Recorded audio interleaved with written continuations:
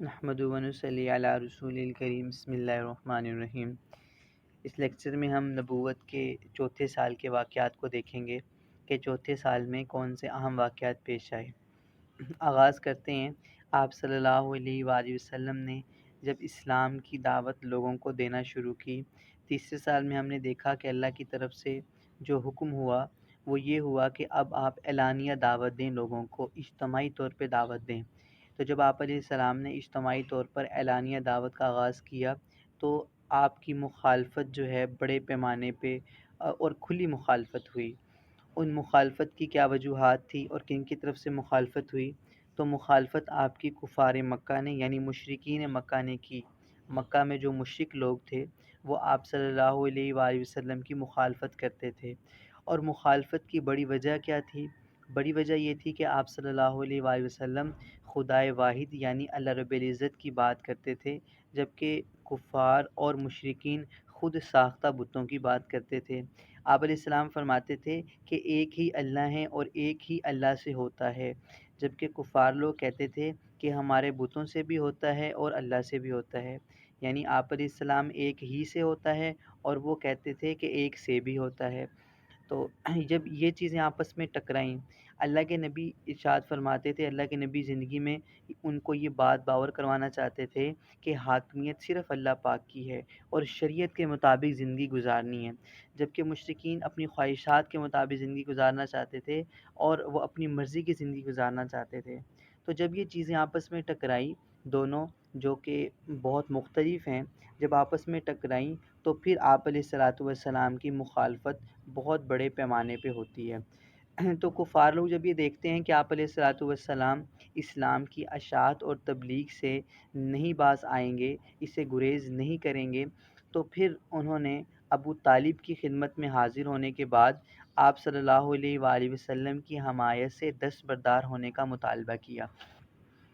تو جب ابو طالب کے پاس پہنچے، ابو طالب کے پاس ایک وفد، ایک ڈیلیگیشن بنا کے گئے، تو ابو طالب نے ان کی حمایت سے یعنی کہ آپ علیہ الصلاۃ والسلام کی حمایت سے دستبردار ہونے سے انکار کیا، اور ان کو منع کر دیا کہ میں ایسا بالکل نہیں کرنے والا۔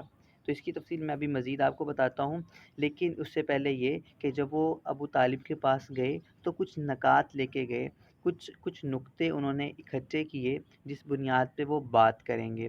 وہ نکات کیا تھے؟